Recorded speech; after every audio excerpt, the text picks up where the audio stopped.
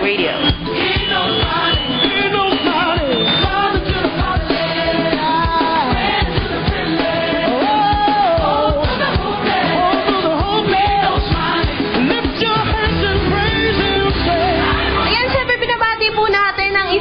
Magandang gabi po ang lahat ng mga listeners po natin ngayong gabi. Yan, hello po sa inyong lahat.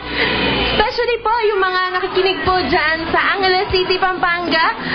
Si Tita Sin, si Charmaine, yan, si Mami Helen, si Hiro, at saka si Kuya Pong. Hello po sa inyo.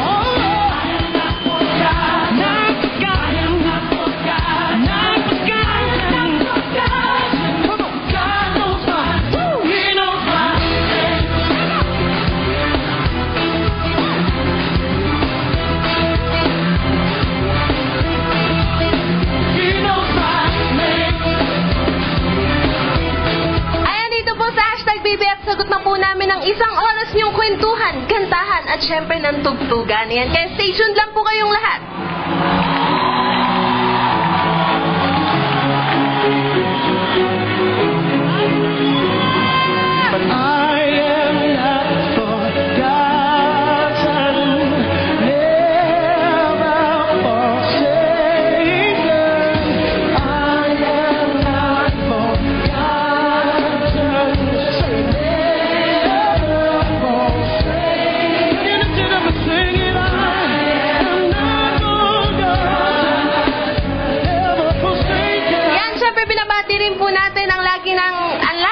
Tagapakinig dyan sa Lotte Puerto Rivas. Yan, si Nanay Evelyn, si Tatay Ed, at si Ate Edlyn Santiago. Hello po sa inyong lahat.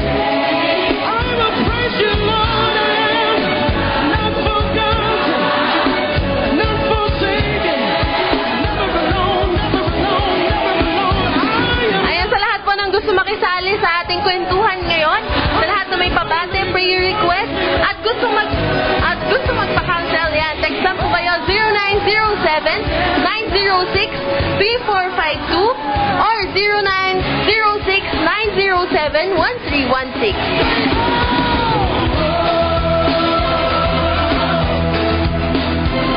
Again,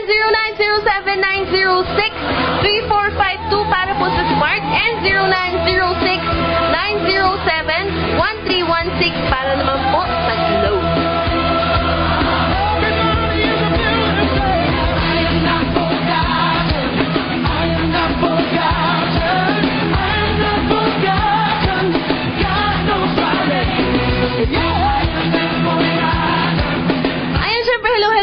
Sa lahat po ng nakikinig po sa atin at nanonood via live streaming. Yan, hello po sa inyong lahat. At syempre sa lahat po ng gusto kaming mapakinggan at makita via live streaming, punta lang po kayo ustream.tv/channels-smile-radio-98-3-FM. He knows my name.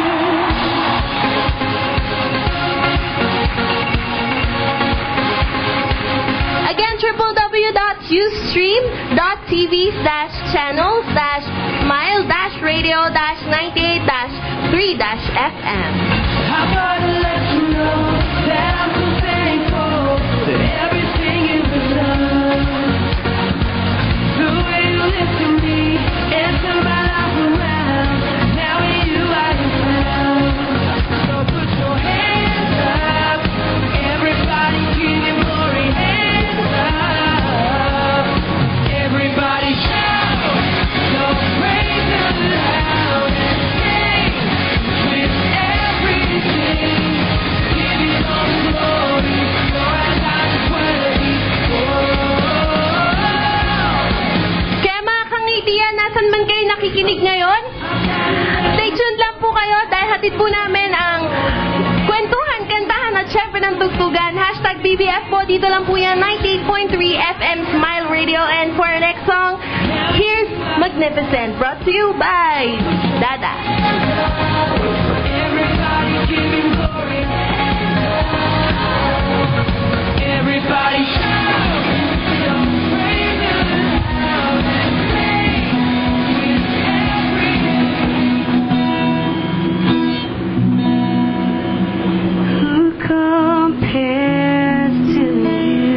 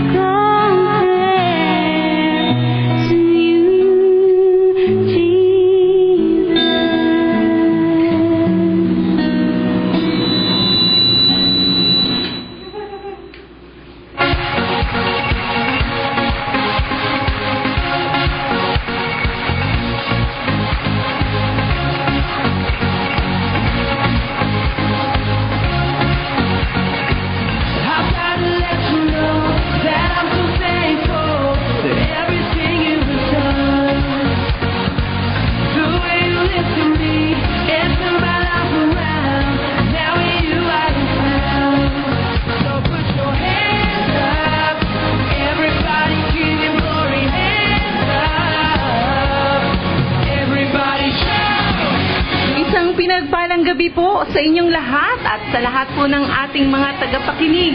Lalong-lalo na dyan sa Lotte, Puerto Ribas, kinanay, tatay, kay Hana, andyan si Hana, ganon din kay Nanay Lucy, sa mga bata dyan sa Lotte. Yan, good evening sa inyong lahat. At kay Pretty Saria, hello and good evening. Good evening din sa lahat ng nakikinig dyan sa The Rock Christian Fellowship sa Sacramento, California. Yan. At hello din, syempre kay Ate Sol at kay Kuya Edmond Evangelista. Yan. Mamaya po batiin namin kayong lahat. At sa lahat po ng nasa kanilang mga tahanan, nakikinig sa radio program. Kung meron kayong mga katanungan, 0907-906-3452. Yan, text lang po kayo. At, ayan, tonight, marami tayong mga pag-uusapan. At, I hope ang gabing ito ay maging pagpapala sa bawat isa sa atin.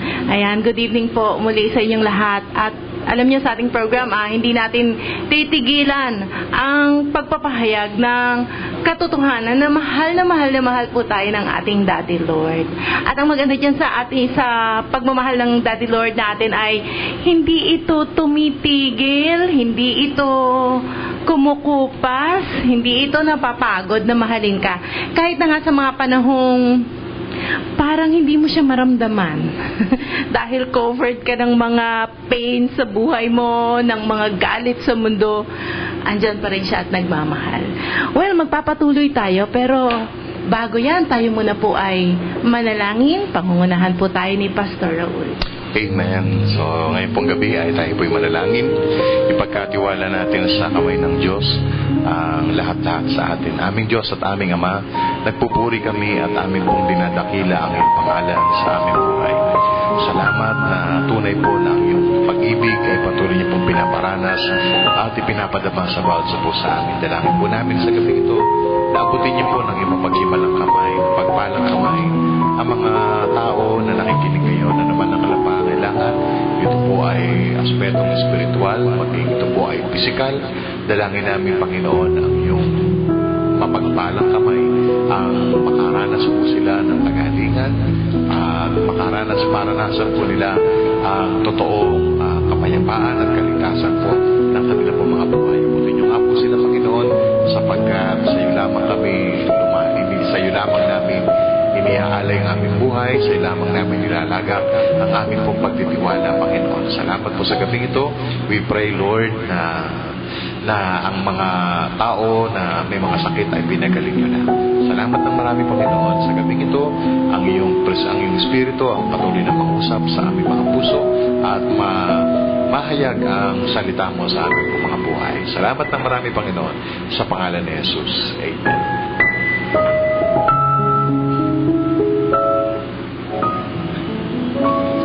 Ayan, salamat Pastor Raul sa banguna sa ating panalangin. At yan muli, good evening po. Ngayon pa lang ay nagdideklara na po ako ng magandang buhay sa inyong lahat.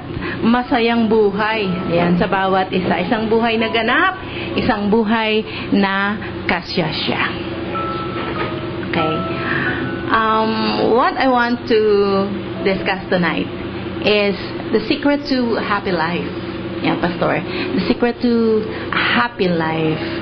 They said happiness is based on having what you want. Kapag meron ka na ng mga bagay na gusto mo, masaya ka na. You're happy because you've got everything you've ever wanted. You have all your dreams fulfilled.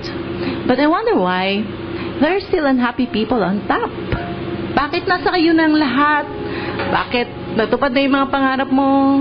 Naipon mo na yung mga pera na gusto mong maipon. Pero bakit you remain unhappy? That after getting everything that you wanted, after achieving all your goals, you still cannot be completely happy. What's the missing piece?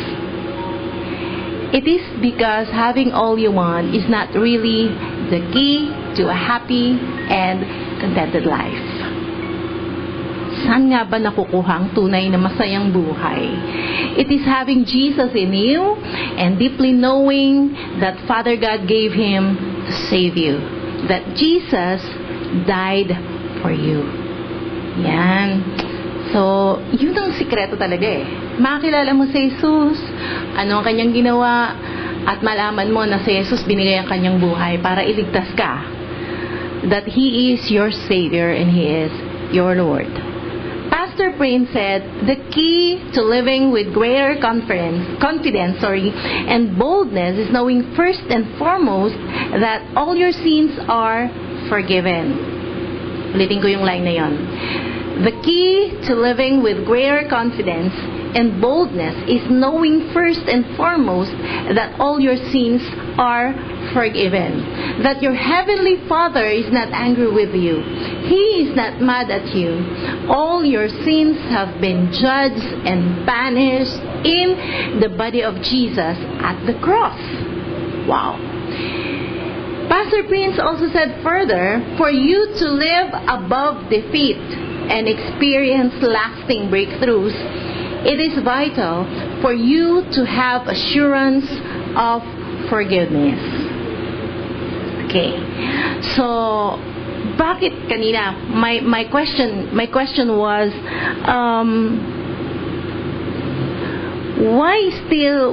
why are there still unhappy people on top?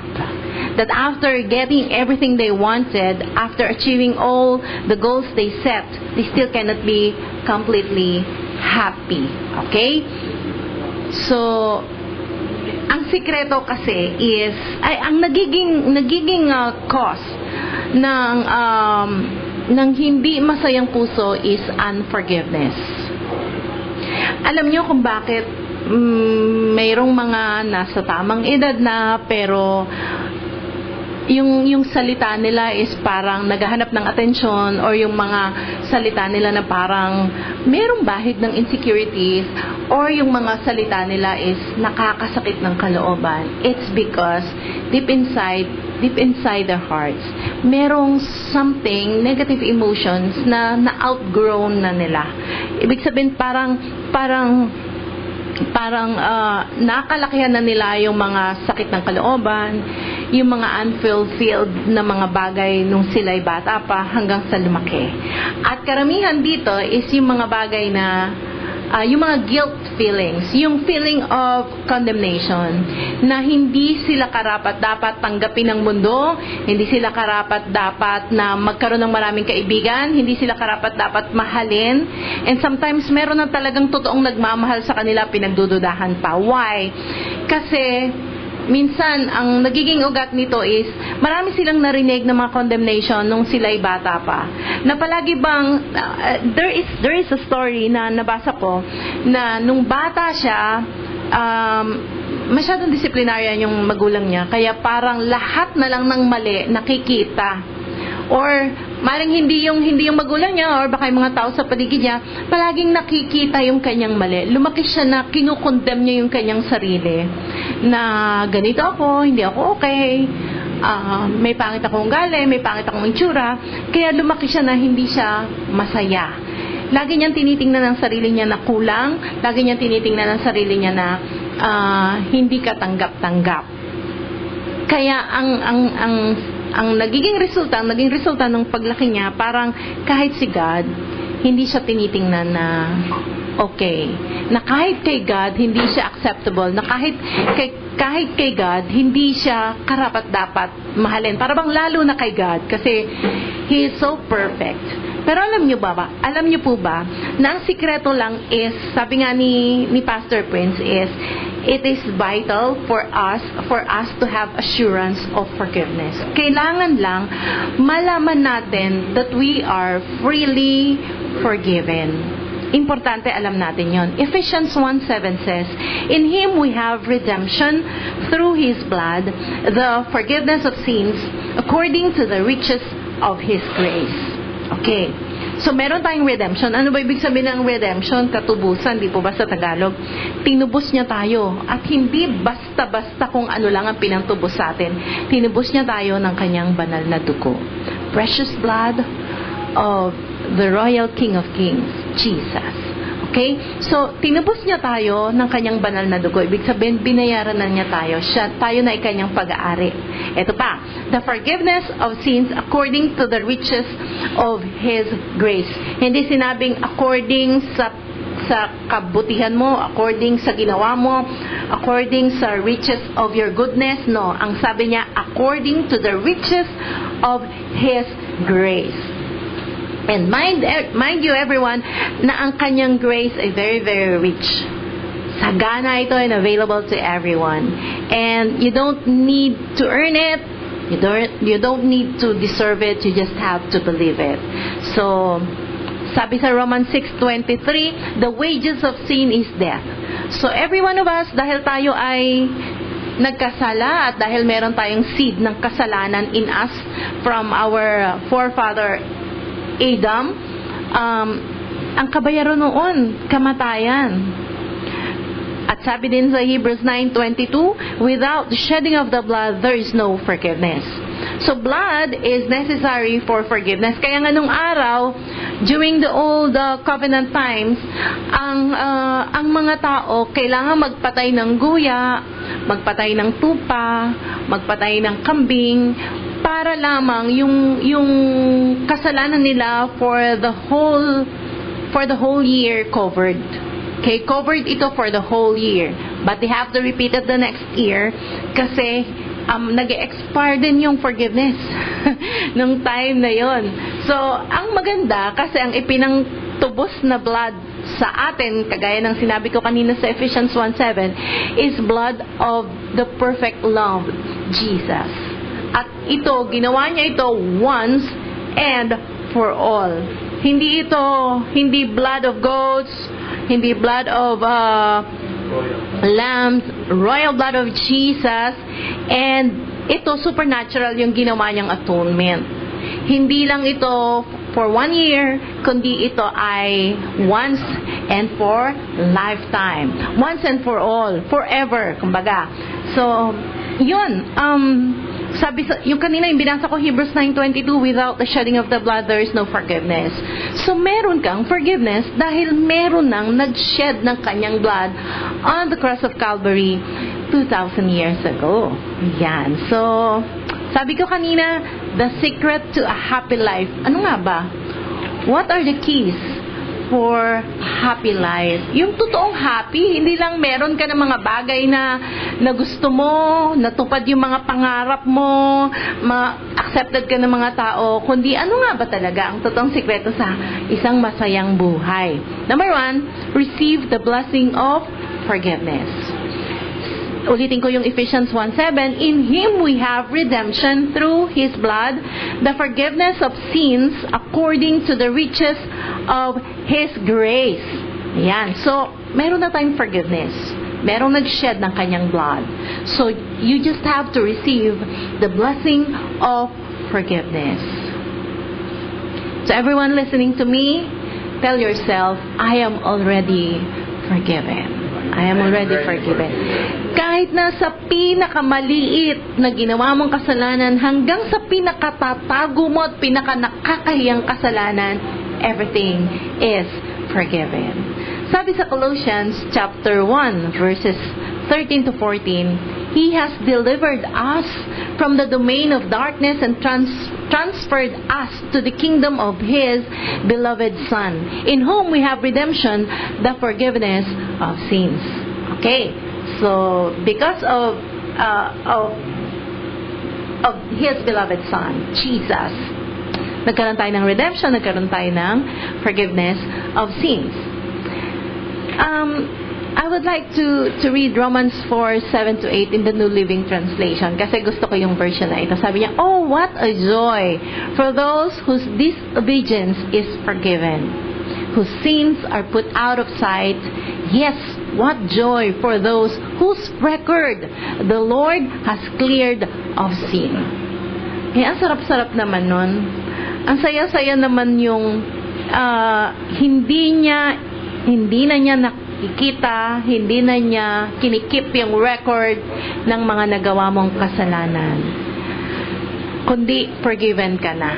forgiven ka. Alam nyo tong Romans 4:7-8 originally was written in Psalms 32 verses 1 and 2. Okay, sabi sa Psalms 32 verses 1 and 2, blessed is the man whose transgression is forgiven, whose sin is covered. Blessed is the man against whom the Lord counts no iniquity, and in whose spirit there is no deceit. Sinabi ito ni King David noong panahon na katatapos nila ng atonement, katatapos nila nung yung ginagawa nilang pag-aalay ng mga dugo ng hayop. And alam nila for 1 year, wala silang tatanggaping parusa, wala silang tatanggaping curse sa mga kasalanan na gawa nila, and nagdiriwang sila. Blessed is the man whose transgression is forgiven. Kung si David is sobrang saya nang napatawad ang kanyang kasalanan at hindi siya tatanggap ng parusa for a year, nagdiwang ng ganun katindi, tayo sa panahon natin na ang forgiveness is not just for a year but for ever. Diba? So, diba napaka sarap. So, sabi ko kanina, number one key to have a happy life is to receive the blessing of forgiveness. There is only one way to receive God's forgiveness. Ano yun? One should personally decide to receive forgiveness by receiving Jesus as personal Lord and Savior. So, congratulate yourself kapag tinanggap mo na ang Panginoon as your Lord and Savior. Kasi ibig sabihin, His forgiveness is also for you. Amen. Pero, I don't want to say you should worry, kundi alalahanin mo yung mga kaibigan, kapatid, kapamilya, kapuso, kabarkada, kaklase, na wala pang personal relationship with Jesus.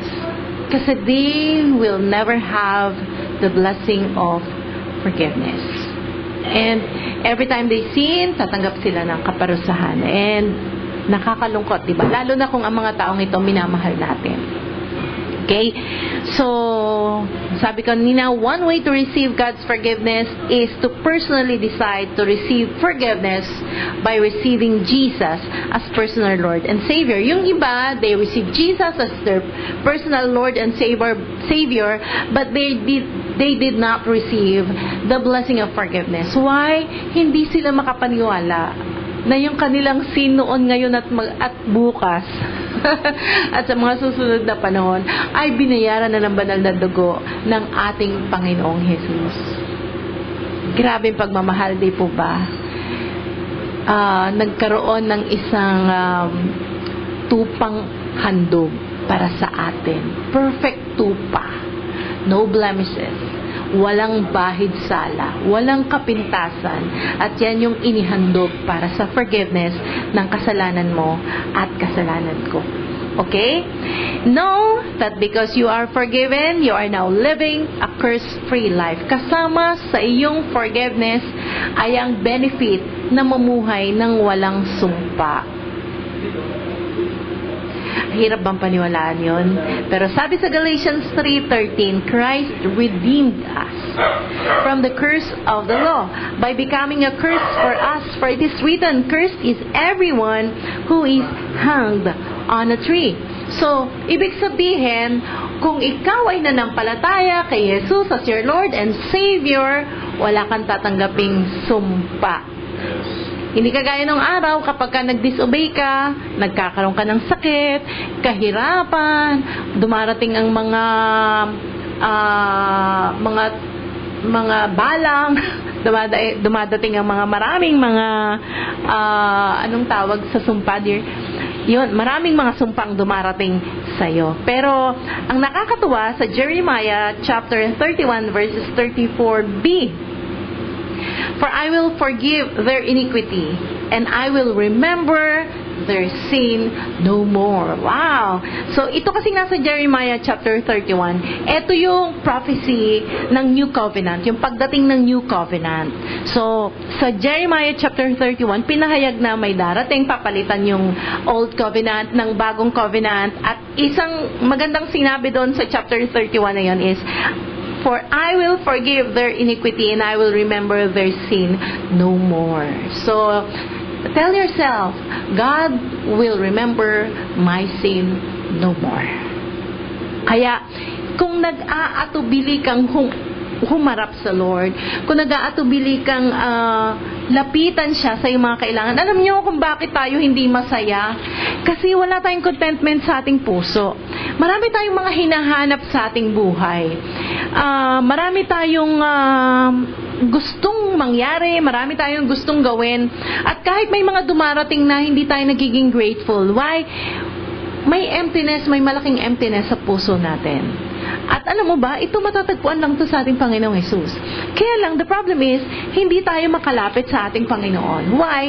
Kasi ang nasa isip natin, baka paglapit natin sa Lord, masunog tayo. Baka paglapit natin sa Lord is, hindi niya tayo tanggapin. Baka paglapit natin sa Lord, itataboy niya tayo, or mabibigo tayo. Kasi marami tayong nagawang kasalanan. Pero sabi ko nga kanina, God will remember your sin no more. Ang forgiveness niya, ipinigay niya sa iyo. Kailan pa? The moment you accepted Jesus Christ as your Lord and Savior. Ngayon, magagawa na natin yung sinasabi sa Hebrews 4:16. Sabi, let us then with confidence draw near to the throne of grace that we may receive mercy and find grace to help in time of need. Masyado akong nalungkot sa narinig kong kwento na yung mga panahon na sobra siyang nagalit, tapos sa sobra niyang galit, ang lungkot-lungkot niya. May mga panahon na umiiyak na siya, galit na galit siya, naiiyak siya, tapos hindi niya mapaniwalaan bakit sobrang ganito ako kagalit, bakit naging ganito na ako, hindi naman ako ganito dati, ang sama-sama ko na, hindi na ba ako marunong magmahal? At kung hindi rin lang ako marunong magmahal, mas mabuti ba mawala na lang ako ngayon na? Nakakalungkot isipin na mabuti na lang napakamahal siya ng Lord na hindi nangyari yung nasa isip niya before. Pero nakakalungkot na yung mga panahon na yun na dapat na i-enjoy niya yung fellowship with the Lord, fellowship with other people, na-appreciate niya sana yung mga tao sa paligid niya, na-appreciate niya sana yung mga kaibigan sa paligid niya, pero nakita niya yung sarili niya na parang hindi worthy kay God. Pero alam niyo ba, Hebrews 4:16 will be a reminder to all of you if you have this feeling. Hebrews 4:16, sabi, ulitin ko po yung binasa ko kanina. Let us then, with confidence, draw near to the throne of grace, that we may receive mercy to the throne of grace. That we may receive mercy and find grace to help in time of need. You know what mercy is? Mercy is not receiving the punishment you deserve. And you know what grace is? Grace is receiving the blessing you don't deserve. Diba ang galing-galing ng Lord? May habag siya para hindi mo tanggapin ang parusa na dapat matanggap mo dahil nagkamali ka. Pero meron pa rin siyang biyaya na matanggap mo ang pagpapala kahit hindi ka deserving. God is so good. God is so, so good. Ayan. O ngayon, now that you receive the blessing of forgiveness, the next thing that you should do is receive the blessing of acceptance. Sabi sa Ephesians 1:6, New King James Version, to the praise of the glory of His grace by which He made us accepted in the Beloved. So, accepted ka ni Lord. Kung maraming taong hindi tumatanggap sa'yo kasi nagkakamali ka, kung maraming taong maraming sinasabing hindi maganda sa'yo, or kahit sa family mo parang you don't belong, or sa isang grupo parang OP ka, or outcast ka, sa Lord, you are accepted in the Beloved. Siguro ito yung kulang doon sa mga, huwag kayong masyadong ma-offend kapag ka merong mga tao sa paligid nyo na kapag ka nagsalita medyo may talim.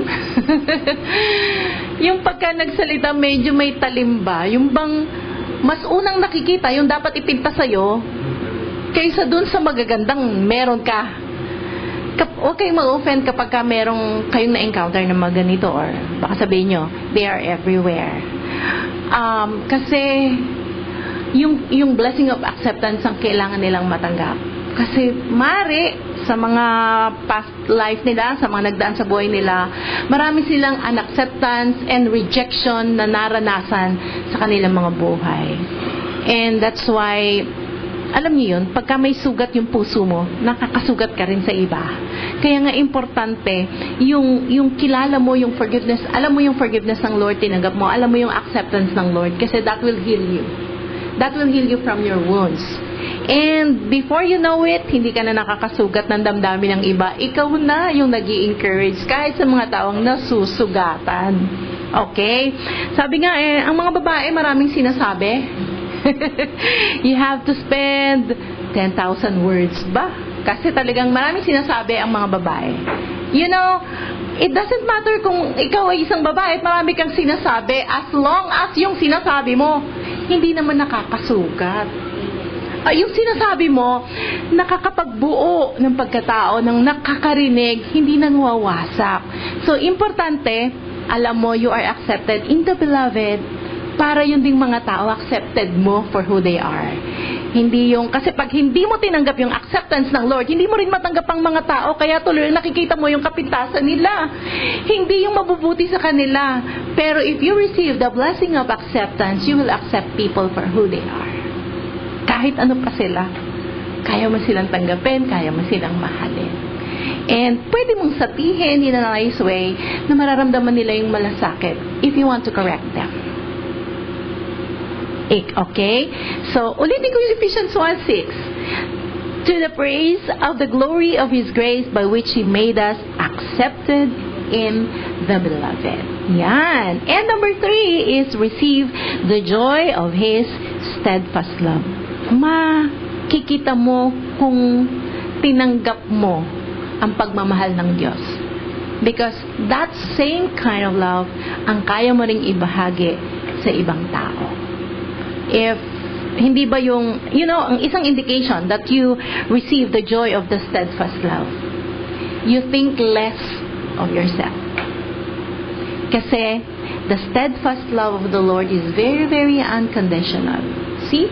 Bumaba siya dito sa lupa, iniwan niya yung napakagandang lugar sa langit, ibinigay niya ang kanyang sarili, nasugatan siya, nahirapan siya, binigay niya ang sarili niyang buhay. For Him, no!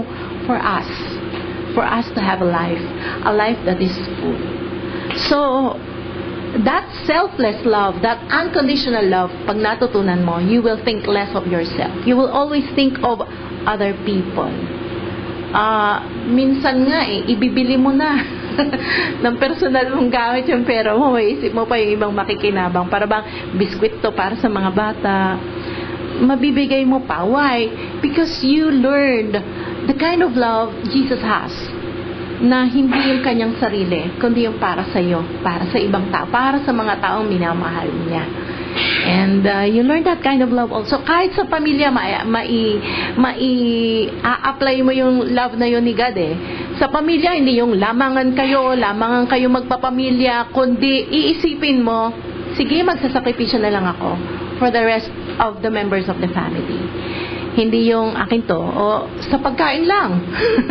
Minsan, akin to, itatabi mo kaagad yung sarili mo, di ba? Itatabi mo kaagad yung sarili mo. Yung not thinking of other members of your family is indication that you did not understand the joy of His steadfast love, or did not receive and deeply know the steadfast love of the Lord, or the selfless love of the Lord. So importante, yun lang simple lang buhay, simple lang takbo ng buhay mo sa araw-araw. Kapag kumain ka, tapos yung pinagkainan mo, tinapon mo lang kung saan, para sa akin that's not unconditional love eh. Kasi hindi mo ba naisip kung sino yung madadamage nung tinapon mo sa paligid mo, kung saan mo lang siya nilagay. So that is one evidence for me that you are learning what unconditional love is. Yung, teka, pulutin ko to kasi madudumihan naman sila. Simple as that. Kahit sa simpleng ganon lang. Or mayroong nasobrahan ng sukli sa'yo, naisip mo yung ibalik yon kasi yung tindera ang mahihirapan. Nag-enjoy ka sa kakaunting nadagdag na sobrang sukli sa'yo. Pero paano naman yung maghihirap na mag-abono dun sa magiging shortage niya pag nagkwenta. Or yung pagka meron kang ginamit, yung paggamit lang natin ng mga comfort rooms, see to it malinis bago mo iiwan, kasi 'di ba, paano yung susunod na gagamit? So you learn to have that deep concern for other people. That is the love of God in you. Wow! So, alam mo, ang daming pwedeng gawin. Magiging masaya ka eh. Hindi yung tipong masaya ka, hindi ka pwedeng magiging masaya na nalalamangan mo yung iba. Kasi, pag naintindihan mo yung totoong pagmamahal ng Diyos, matutuwa ka kapag meron kang napapasaya, na i-encourage, nagiging blessing ka sa marami. Okay, so ulitin ko. Ang secret to a happy life, number 1 is receive the blessing of forgiveness. Kailangan maintindihan mo na pinatawad ka na ng Diyos sa lahat ng iyong mga kasalanan. So, alisin mo na lahat ng mga guilt feeling, the feeling of condemnation. Kagaya nga sinasabi ng Lord sa Romans 8:1, to those who are in Christ, there is therefore now. Kailan? Now. No condemnation to those who are in Christ. So, wala ka ng condemnation, hindi ka ginajudge ng Lord. Although, syempre, vertically wala tayong magiging problema sa ating mga nagawang kasalanan kasi pinatawad tayo ng Diyos. Horizontally, syempre, ang consequences sa ating mga relationships na iiba kapag nagkakasala tayo. Pero, pag tinanggap mo yung blessing of forgiveness ng Lord, ang susunod kasing mangyayari sa iyo is, madali ka rin makakapagpatawad sa iba. Madali mo na rin naiintindihan kung nagkakamali yung iba. Hindi ka na rin tipong, sabi ko nga kanina importante matanggap mo muna yung forgiveness and acceptance ng Lord para yung mga pains mo inside nahi-heal. Para yung lalabas from your heart to your mouth, pagpapala din. Okay? So, receive the blessing of forgiveness. At importante, alam mo na you are freely forgiven. Hindi mo to pinagtrabahuhan, binigay ito sa'yo because you believe in Jesus and now you're living a curse-free life. Hindi ka na natatakot, hindi ka nangangamba. So, ano man yung mga nangyayari na hindi maganda sa buhay mo, hindi mo isipin na, pinaparusahan ako kasi may kasalanan ako. Kundi alam mo na, lilipas yun, aalisin ng Lord yun, kasi love ka niya. Hindi ka niya paparusahan kasi pinatawad ka na niya. Ang lahat ng ating mga kasalanan at sumpa ng kasalanan, punishment ng kasalanan, ikinarga sa katawan ng ating Panginoong Hesus. Kapag pinarsahan ka pa ulit sa kasalanan mo, samantalang yung kasalanan mo, nasama na doon sa pinarsahan sa katawan ni Kristo. Kapag pinarsahan ka pa ulit, double jeopardy ang tawag doon. Hindi pwedeng magkaroon ng dalawang parusa ang isang kasalanan. So, naparusahan na yun. So, don't wait for curse. Don't wait for bad things to happen to your life because you sin. Ang lagi mong iisipin, Lord, thank you. I am forgiven. And, number 2 is receive the blessing of acceptance. Know that you are accepted in the beloved. Ano man ang itsura mo. Kahit na may magsabing hindi maganda tungkol sa'yo. Alam mo, kay Lord, you are precious in His eyes. Maganda ka, gwapo ka, kahit na sa paningin ng tao, hindi naman. Pero sa Lord, maganda ka, gwapo ka, kahit na hindi ka accepted sa school masyado kasi hindi ka katalinuhan, pero sa Lord, special ka pa rin. Mahal ka pa rin niya.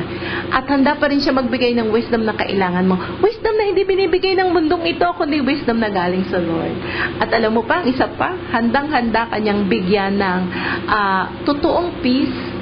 Hindi yung peace lang kasi peaceful yung paligid, kundi peace at peace ka kasi kahit you're in the midst of turmoil, or you're in the midst of crisis, you're in the midst of the storm, kaya mong pumanatag ang puso at isipan because the Prince of Peace is dwelling inside of you. And number 3, receive the joy of His steadfast love. Lagi mong iisipin, mahal ka ng Lord noon, ngayon at magpakailanman. Hindi ito kukupas. Hindi ito mawawala. Hindi ito magbabago. Hindi rin ito, siguro merong nagmamahal sa'yo na madaling magsawa, kaya pwedeng mahal ka ngayon pero bukas hindi na. Pero si Lord, mahal ka noon, ngayon, at magpakailanman. At hindi ito nakabase is kung okay ka ngayon, mahal ka ng Lord, bukas di ka okay, di ka na love. No. Sabi ng Lord, I will love you with an everlasting love. Pag sinabing everlasting, everlasting. Hindi kumukupas. Hindi tumitigil. At kung ikaw napapagod ka ng magmahal sa minamahal mo kasi hindi tinatapatan ng pagmamahal sa'yo, hugot lang, Si Lord, mahal ka niya maging sino ka man. Okay ka man o hindi. Marahil nakikinig ka ngayon at may mga times na nararamdaman mo parang malungkot, wala namang kalungkot-lungkot na nangyayari, nalulungkot ka na lang bigla. Tapos hindi mo naman, wala ka namang monthly period, pero bakit parang bigla ka na lang naiirita, nagagalit, parang ang pangit ng tingin mo sa mundo, kaya lahat din ang pangit sa mga tao, sa paligid mo yun ang nakikita mo. Kapatid, kaibigan, lalahanin mo, mahal ka ni Lord. Mahal ka ni Lord. At alam mo ba, yung mga tao na nakikitaan mo ng mga hindi maganda, mahal din sila ni Lord Mahal din sila ni Lord. At alam mo ba, hindi rin naman kasi nakakatuwa na yung nagmamahal sa'yo, marinig niya sa'yo, na may mapangit kang sinasabi dun sa mga minamahal din ni Lord. Mahal niya din sila Kahit na nga hindi rin sila okay, mahal din sila ni Lord. Kaya ang lagi mong iisipin, mahal sila ng Lord Hindi ko sila pwedeng ipag-pray na, naku Lord, parusahan mo nga yung mga taong yun. Parusahan mo nga yung mga taong yun kasi sinaktan ako. No, kasi mahal din sila ni Lord. Sila man din ay nanampalataya na si Jesus ang Panginoon at tagapagligtas. Pinatawad na rin sila ng Lord. Tinanggap din sila ng Lord. Minamahal din sila ng Panginoon. So, what you should do, lalo kung may mga taong nakasakit sa'yo, ang kailangan mo lang malaman, ang kailangan mo lang laging alalahanin, pinatawad ka ng Lord. Extend that forgiveness also to other people na nakasakit ng iyong kalooban. Patawarin mo din sila, tanggapin. Hindi ka rin naman perfect, tinanggap ka ng Lord. So tanggapin mo lang din sila. And then, before you know it, nawawala na pala yung pain ng ginawa nila. Nawawala na yung pain ng ginawa nila. And then, before you know it, kahit na hindi sila karapat-dapat ng sakit at kahit na hindi sila karapat-dapat na tulungan mo sila, na-offer mo yung tulong unknowingly. Sabi ng isip mo, hindi ko na sila tutulungan. Sabi ng isip mo, hindi ko na sila kahit kailan tatanggapin sa buhay ko. Pero minsan hindi mo naman nga tinuturuan ang sarili mo, hindi ka nga minomotivate ng kung sino but that love inside of you is driving you to accept them, to love them. Kahit anong mangyari, after all, minahal mo pa rin sila, tinulungan mo pa rin sila, pinatawad. Why? Para bang napakahirap gawin yun? Kapag ka nasasaktan ka pa, parang ang hirap-hirap gawin yun. But you know, after receiving the blessing of forgiveness and the blessing of acceptance, and knowing and believing that God loves you so much, yun mismo ang magmamotivate sa'yo to do that sa kabila ng lahat. So, purihin po ang Panginoon. And I declare na although we are still a work in progress, wala pang perfect magmahal sa atin. Nandun pa rin at minsan nahihirapan pa rin tayong magpatawad. Nandun pa rin tayo sa puntong kinikinis ng Lord. Nandun pa rin tayo sa process of perfection ng Lord. Every day is a learning process. Importante lang po, we keep on hearing and hearing the truth about God's love, about God's forgiveness.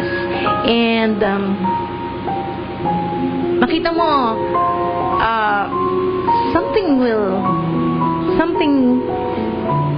there is a change that will happen in you. Medyo napapagpasensyahan mo na, pati yung mga nakakainis, hindi ka na basta-basta na sobrang sakit-sakit naman, tapos nag-iiyak ka na kaagad, kundi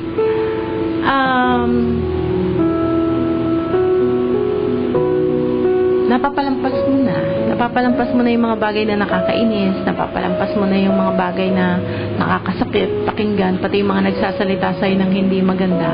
Napapagpasensyahan mo na, naisip mo na lang siguro may lungkot siya sa puso.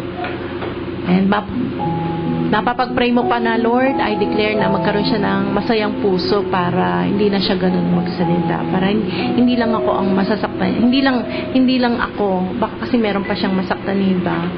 So, I pray na magkaroon siya ng masayang puso. So, lahat po ng mga nandyan nakikinig sa kanilang mga radios, cellphones, or naka-live streaming ngayon, or makikinig pa lang tomorrow morning or Saturday evening sa inyong mga practices sa music ministry. Join me as we pray for you. Lord God, we praise and thank you for your great love for us. Thank you for sending Jesus to be a propitiation for our sins. Thank you for His blood that was shed on the cross in Mount Calvary. Thank you for the forgiveness of our sins. Thank you, Lord, that because we are forgiven, we're now living a curse-free life. No punishment is waiting for us, even though we sin. But your love, your mercy, your grace. Thank you so much, oh God, for loving us unconditionally.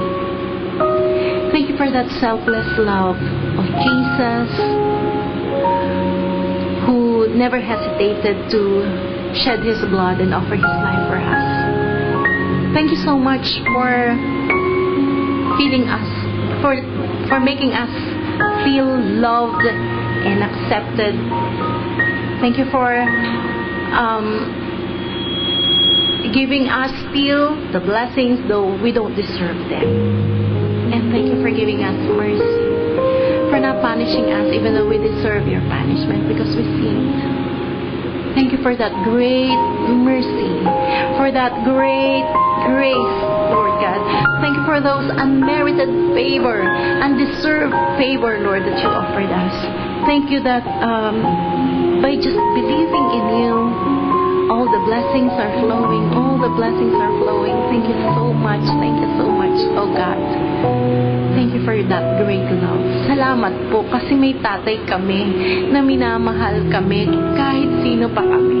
Na kahit anong sabihin ng ibang tao, sa harapan mo, Lord, tanggap kami. Sa harapan mo, Lord, yung arms mo open wide para yakapin kami ng iyong pagmamahal. Salamat, Panginoon, kasi kahit na ang dami naming mga pinagdaanan sa buhay namin na malulungkot, masasakit, sa'yo, puro masasaya, naghihintay para sa amin. And thank you for that. Thank you for that, Lord. Sa'yo lang talaga namin yun matatagpuan. Sa'yo lang talaga. You have the best place of peace, best place of unspeakable joy. And that is in your embrace. Thank you so much. Embrace us always. Lalo na po, Panginoon, yung mga nakikinig ngayon na nakakaranas ng mga challenges sa buhay nila. Lalong-lalo na yung mga nabibigatan. Lalong-lalo na yung mga nasasaktan na hindi makapagpatawad. They don't know how to forgive, Lord. Ikaw lang po ang makakatulong sa kanila, Panginoon. Lord, abutin mo po sila, Panginoon, sa mga oras na ito.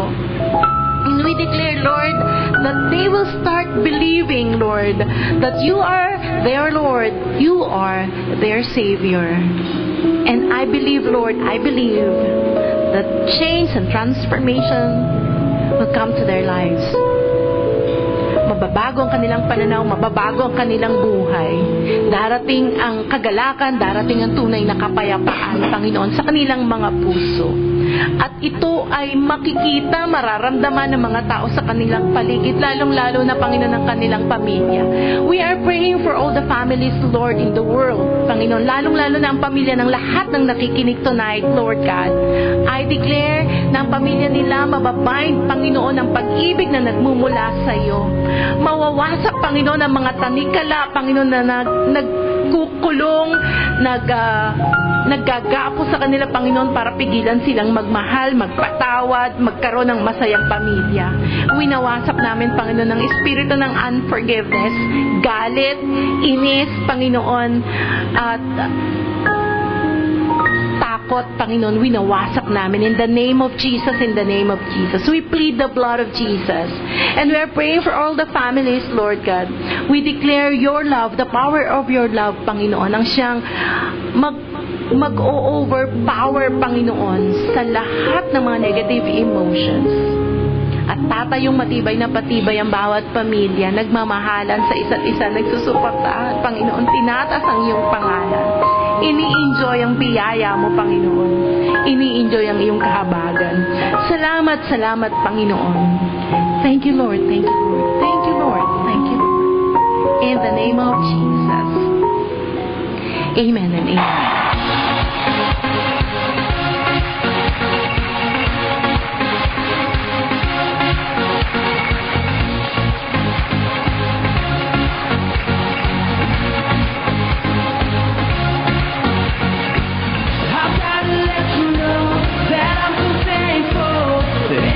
Ayan, binabati po natin ang mga nakikinig sa atin dyan sa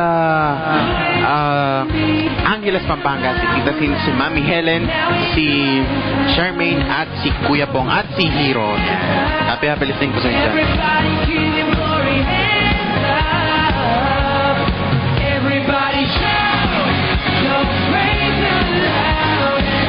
And I say good evening and thank you for listening.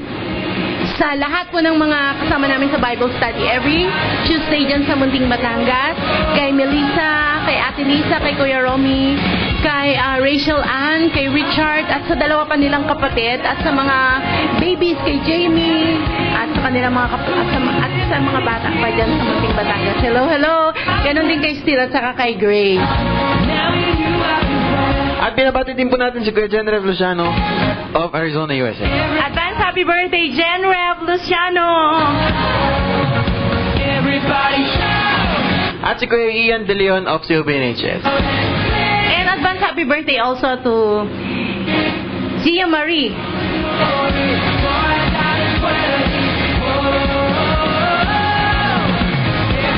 Binabati po natin ang mga nakikinig sa atin dyan sa Sacramento, California, ang TRCF Church. Hello to my Ninang Ganda. Get well soon. We are praying for you. We declare complete healing. Ninang Adele Razon Torano of Cocoa Beach, Florida. And also to Ate Annie Razon Piquet of Batan Homes. Binabati din natin ang congratulations si John Ber Laconsay. At si Mitch Cabana. Congratulations! Congratulations din kay Gado! At kay Fershan Langgaman. Congratulations din kay Charmaine Tidy!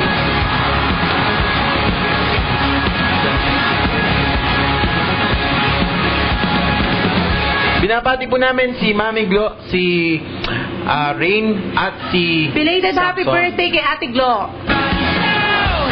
And hello and good evening kay Ate Sol at kay Kuya Edmond, kay Frances at saka kay EJ. And hello po kay Sister Linda and Brother Boyet Nucal of Texas, and also to Sister Cora and Brother Buboy Yap. Hope to see you soon po.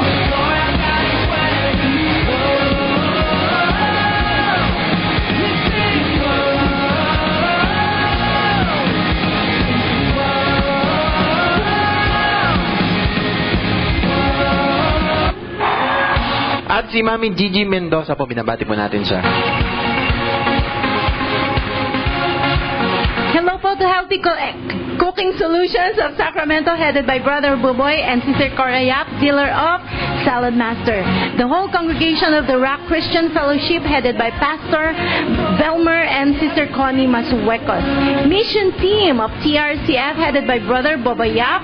Music team of TRCF, headed by Brother Rick and Sister Larry Mangera, with Brother Leon, Sister Marisa Suman, Ezra Cortez, Nora and Benita Bingo, Tony Nucal, EJ, and Frances.